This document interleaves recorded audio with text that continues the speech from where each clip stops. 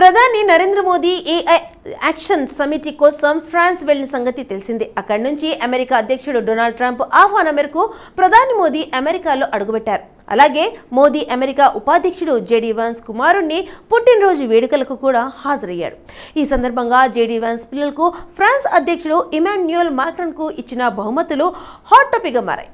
మోదీ మన భారతీయ సంస్కృతికి అద్దం పట్టేలా పర్యావరణ హితమైనవి బహుమతులుగా వారికి ఇవ్వడం విశేషం. మరి ఆ గిఫ్ట్లు విజిట్ ఏంటో చూద్దాం. అంతేకాదు పర్యావరణ పరిరక్షణకు తాము పెద్దపీట వేస్తాం అనేలా పరోక్షంగా చెప్పినట్లుగా ఉన్నాయి ఆ బహుమతులు.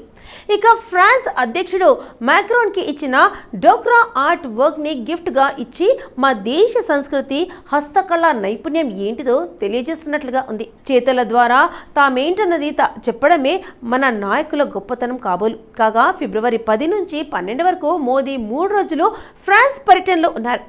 ఇక అక్కడ ఆయన ఆర్టిఫిషియల్ ఇంటెలిజెన్స్ ఏఐ వాణిజ్యం, శక్తి, సంస్కృతికి సంబంధాలకు సంబంధించిన వివిధ కార్యక్రమాల్లో పాల్గొన్నారు.